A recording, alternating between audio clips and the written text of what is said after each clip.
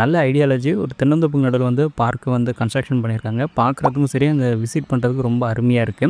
நான் இருக்கக்கூடிய முத்தரசூர்லேருந்து 2 கிலோமீட்டர்ஸில வந்து நான் பார்க் வந்து குயிக்கா ரீச் பண்ணிட்டேன். நீங்க வரணும்னு நினச்சீங்கன்னா, ஃப்ரீக்வென்ட்டா வந்து பார்த்தீங்கன்னா, சத்திரம் பஸ் ஸ்டாண்ட்லேருந்து பஸ் இருக்கு.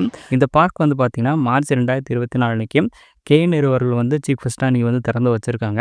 இப்போ இந்த பார்க்கோட என்ட்ரிய பொறுத்தவரைக்குமே அடல்ட்ஸ்க்கு ₹100 கிட்ஸுக்கு ₹50 வாங்குறாங்க. பிலோ 10ஆ இருக்கணும். ஃபர்ஸ்ட்டு வந்து பார்க்குறதுக்கு 100க்கும் மேற்பட்ட விலங்குகள் இருக்கு. இத பத்தின டீட்டெயில்ஸ் எல்லாமே இந்த வீடியோல பார்ப்போம். ஸோ இத பத்தி நீங்க மேலும் தெரிஞ்சுக்கணும்னு விருப்பப்பட்டீங்கன்னா, ஒரு பிளாகாவும் கிரியேட் பண்ணியிருக்கேன். அதோட லிங்க்குமே டிஸ்கிரிப்ஷன்ல இருக்கு. இந்த வீடியோ பார்த்து முடிச்சோனே அத ஓப்பன் பண்ணி பாருங்க. கொஞ்சம் சீக்கிரமாவே இந்த இடத்துக்கு வந்துட்டோம். ஸோ டிக்கெட் வாங்கிட்டு வெளிய வெயிட் பண்ணிட்டு இருக்கும்போது தான் இந்த ஏரியா வந்து நோட்டீஸ் பண்ணியிருந்தேன். நெறைய பேர் இந்த இடத்த மிஸ் பண்றதுக்கு வாய்ப்பு இருக்கு. ஸோ வெளிய வந்து பார்த்தீங்கன்னா, 6 ஃபிஷஸ் வந்து வச்சிருக்காங்க. Black shark, molly and guppies எல்லாமே பார்க்குறதுக்கு ரொம்ப நல்லா இருந்துச்சு. இதோட வாட்டர் விசிபிலிட்டி ரொம்ப புவரா இருக்கு. ஸோ மத்தபடி வந்து பார்த்தீங்கன்னா, எல்லா மீன்களுமே இங்க பார்க்கலாம். நீங்க உள்ள போனீங்கன்னா, எக்ஸ்பீரியன்ஸ் பண்றது கோய் ஃபிஷ் மட்டும் தான் இருக்கு. ஸோ இந்த இடத்த வந்து நீங்க மிஸ் பண்ணிடாதீங்க. நீங்க டிக்கெட் வாங்கிட்டு டைரக்ட்டா உள்ள போயிருவீங்க.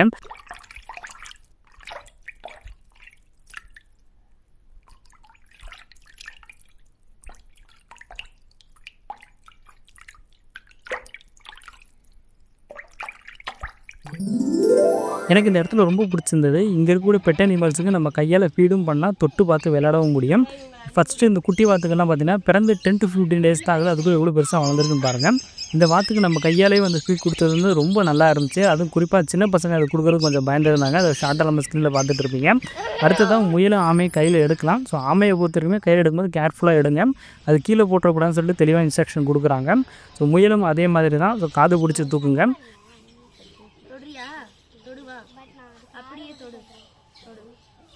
இங்கே இருக்கக்கூடிய டாக்ஸ் எல்லாமே ஹியூமன் ஃப்ரெண்ட்லினா பசங்களோட நல்லா ஜாலியாக விளையாண்டுட்டு இருந்துச்சு. பட் நான் நோட் பண்ண வரைக்குமே நீங்கள் மறக்காமல் ஒரு ஹேண்ட் சானிடைசர் எடுத்துகிட்டு வாங்க. ஸோ உள்ளே வந்து பார்த்தீங்கன்னா 4 வேரியண்ட் வச்சுருக்காங்க. பக்கு, பீகல், ஷிட்ஸு அண்ட் டட்ஸான்னு சொல்லிட்டு இந்த ஒரு குள்ள நாயும் வச்சுருக்காங்க. ஸோ இதெல்லாம் பார்க்குறதுக்கு ரொம்ப நல்லா இருந்துச்சு. நானும் இங்கே தான் இதெல்லாம் ஃபஸ்ட் டைமாக பார்க்குறேன். ஷிட்ஸு மட்டும் வந்து தனியாக ஐசோலேட் பண்ணி வச்சுருந்தாங்க. அதோட ஸ்கின்ல இருக்கக்கூடிய ஹேர் அன்றைக்கி தான் ரிமூவ் பண்ணியிருக்கதா சொன்னாங்க. ஸோ மற்றபடி எல்லா நாயுமே வந்து பார்த்திங்கன்னா ரொம்ப ஆக்டிவாக பசங்களோட விளையாண்டுட்டு இருந்துச்சு. ஸோ 10 to 15 மினிட்ஸ் உள்ளே இருக்கிறது தாராளமாக அலோவ் பண்ணுறாங்க.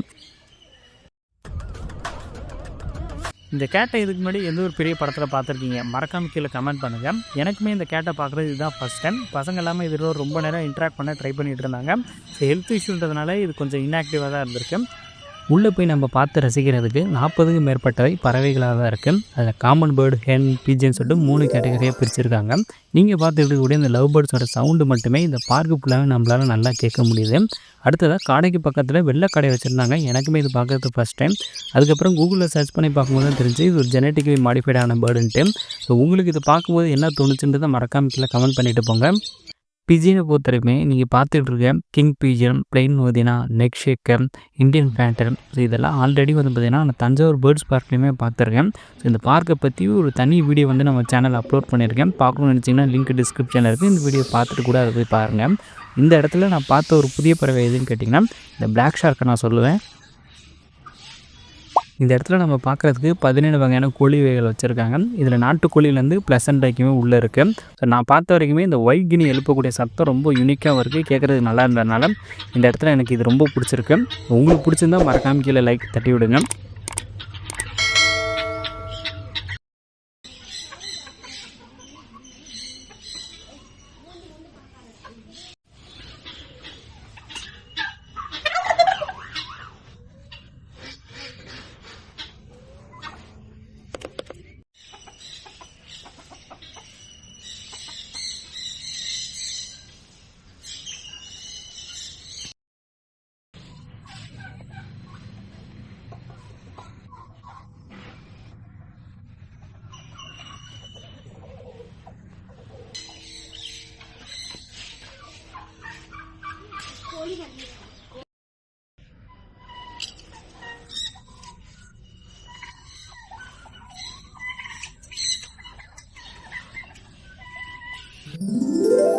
இந்த இடத்துல குதிரை சவாரி இடம்னு ஒரு தடவை கேட்டுக்காங்க. மற்றபடி உள்ளே பார்க்குறதுக்கு இந்திய குதிரை வச்சுருக்காங்க. இது பொது வழியில் நம்ம நிறைய இடங்களில் பார்த்துருக்கோம். இதுலேயும் பார்க்குறதுக்கு நிறைய வகைகள் இருக்குது.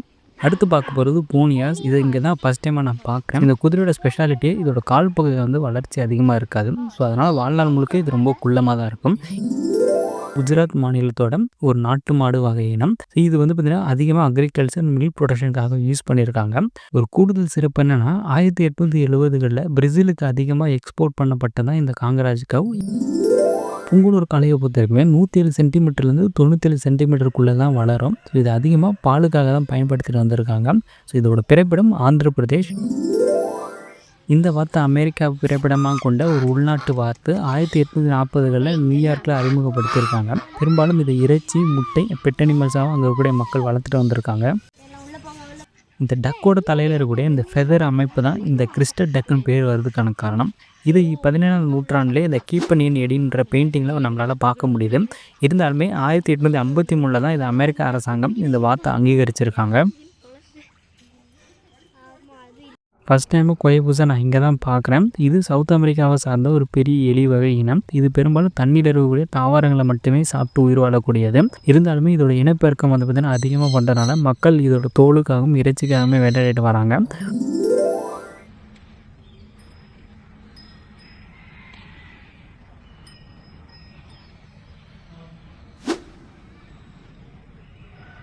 நைன்டிஸ் கிட்ட இருந்தீங்கன்னா ஈமு கோழி ஸ்கேமை பற்றி கேள்விப்பட்டிருப்பீங்க. ஸோ 2010 இந்த காலகட்டங்களில் சுய தொழிலுக்கு முக்கியத்துவம் அதிகமாக இருந்துச்சு. அதனால் இந்த ஈமு கோழி பண்ணை வளர்ப்பு முறையை கொண்டு வந்திருந்தாங்க. இதில் நிறைய பேர் சேர்ந்ததுனால இதோட மார்க்கெட் வேல்யூ இழந்து பின்னாடி ஒரு மிகப்பெரிய ஸ்கேமாக மாறிச்சு. ஸோ இந்த இடத்துல பார்க்கும்போது எனக்கு தோணுச்சு, அதை நான் கூட ஷேர் பண்ணிக்கிறேன்.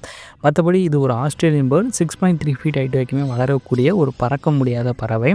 இருந்தாலுமே இதெல்லாம் 43 கிலோமீட்டர் வேகத்தில் என்னால் ஓடவும் முடியும். இது ஒரு ஆம்னிவோர்ன்றனால தாவரம் மட்டும் இறைச்சி ரெண்டுமே சாப்பிடக்கூடியது. ஸோ இங்கே நம்ம கையாலேயே சாப்பாடு கொடுக்குறதுக்கும் அலோவ் பண்ணுறாங்க. பாலைவன கப்பல் இப்படி ஏன் சொல்கிறாங்கன்னா, பாலைவனத்தில் இருக்கக்கூடிய அதிகபட்ச வெப்பநிலை, உணவு, தண்ணி இது எதுவுமே 10 நாள் இல்லைனாலுமே இந்த ஒட்டகத்தால் உயிர் பிழைச்சி வாழ முடியும். உலகத்தில் 94% ஒற்றை திமில் கொண்ட ஒட்டகங்கள் தான் இருக்குது. ஸோ இந்த இடத்துல இந்த ஒட்டகத்துக்கு உணவு கொடுத்துருந்தது ரொம்ப நிகழ்ச்சியாக இருந்துச்சு. நானும் பசங்களும் சீட்ஸை வாங்கிட்டு உள்ளே என்ட்ரி ஆகிட்டோம். செட்டப்பை பற்றி சொன்னோம்னா ரொம்ப ஹைட் அண்ட் லென்த்தாக வந்து கேஜை டிசைன் பண்ணியிருக்காங்க. நல்ல வெளிச்சமாகவும் இருக்குது. உள்ளே போனோடனே ஃபஸ்ட்டு பார்க்குறதுக்கு நமக்கும் பறவைக்கிடையே வந்து பார்த்திங்கன்னா சின்ன பார்டர் மாதிரி பிரிச்சுருக்காங்க. ஸோ இதை தாண்டி நம்மளால் உள்ளே போக முடியாது. மற்றபடி பறவைக்கு தேவையான மரம், தண்ணி எல்லாமே வச்சுருக்காங்க. உள்ளே வந்து ஒரு பிரிட்ஜ் செட்டப்பும் இருக்குது. இதுக்கு அண்டரில் தான் வந்து பார்த்திங்கன்னா அலிகேட்டர் கார்ஃபிஷை வந்து விட்டுருக்காங்க. இந்த இடத்துல மோர் தென் 20 மினிட்ஸ் வந்து நான் டைம் ஸ்பெண்ட் பண்ணியிருந்தேன். ரொம்ப நல்லா இருக்குது. பெரிய பறவைகள் தான் உள்ளே இருக்குன்னு எதிர்பார்த்துருப்போனேன். மற்றபடி இங்கே வந்து பார்த்திங்கன்னா நிறைய சின்ன பறவைகள் தான் வச்சுருக்காங்க. இதை சன் குயின்னு சொல்லுவாங்க. ஸோ இந்த பறவையை பற்றி சொல்லணும்னா இது ஒரு நேட்டிவ் வந்து சவுத் அமெரிக்கா. வளர்ந்த ஆண் பெண் ரெண்டுமே பார்க்குறதுக்கு ஒரே மாதிரி தான் இருக்கும்.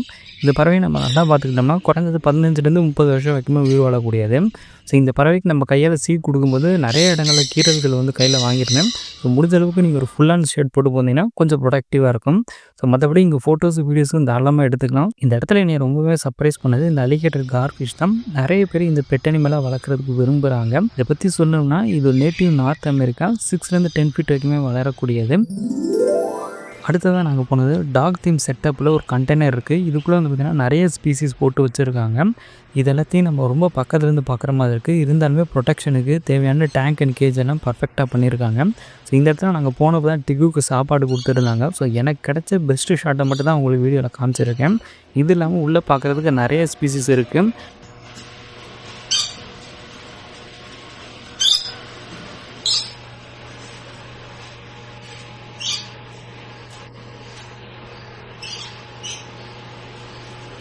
இந்த இடத்துல 7 விதமான கலர் பேட்டர்ன் இருக்கக்கூடிய பால் பைத்தான் வச்சுருக்காங்க. ஸோ நான் ஒயிட் பால் பைத்தானை வந்து கையில் எடுத்திருந்தேன். இதுக்கு 50 ருபீஸ் கிட்ட சார்ஜ் பண்ணுறாங்க. டைமிங்கை பொறுத்தவரைக்குமே ஃபோட்டோஸ், வீடியோஸ் எடுத்துகிட்டு திரும்ப கொடுத்துடலாம். பாம்பை கையில் எடுத்து வைக்குமே கொஞ்சம் பயமாக தான் இருந்துச்சு. மற்றபடி இது நம்ம கையில் வச்சுருக்கிறதுக்கு வந்து பெருசாக ஒன்றும் சிரமமாக இல்லை. நல்லா வெயிட்டாக இருக்குது. அதே சமயத்தில் அது கையில் நகரும்போது நல்ல இறுக்கத்தை ஃபீல் பண்ண முடியுது. நீங்கள் எடுக்கணும் முடிவு பண்ணிட்டீங்கன்னா பயப்படாதீங்க. ஸோ ஃபோட்டோஸ், வீடியோஸ் எடுக்கணுன்றக்காக இந்த பாம்பை எடுத்துகிட்டு கையில் இருந்து கீழே போட்டுறாதீங்க. முடிஞ்ச அளவு இந்த பாம்பை வந்து ரொம்ப ஃப்ரெண்ட்லியாக வந்து ஹேண்டில் பண்ணுங்க. அதே சமயத்தில் நீங்கள் ஒரு பெட் அனிமலாக சூஸ் பண்ண நினச்சாலுமே இந்த பால் பைத்தான் வந்து ஒரு பர்ஃபெக்டான சாய்ஸ். ஸோ இந்த இடத்துல நீங்கள் வந்து அதை எக்ஸ்பீரியன்ஸ் பண்ணி பார்த்துட்டு கூட நீங்கள் பெட்டாக நீங்கள் சூஸ் பண்ணலாம். இந்த வீடியோ உங்களுக்கு பிடிச்சிருந்தா மறக்காமல் லைக் பண்ணுங்கள். அப்போ தான் அல்காரிதம் நிறைய பேருக்கு இதை ரெக்கமெண்ட் பண்ணும். இந்த வீடியோவில் இந்த விஷயத்தை நீங்கள் பேசியிருந்தால் நல்லாயிருக்கும்னு நினச்ச விஷயத்த மறக்காமல் கீழே கமெண்ட் பண்ணுங்கள். நெக்ஸ்ட் வீடியோவில் கண்டிப்பாக அதை பற்றி பேசுகிறேன். இதே மாதிரி இன்னொரு பார்க் வீடியோவில் கூடிய சீக்கிரத்தில் நான் வந்து உங்களை சந்திக்கிறேன்.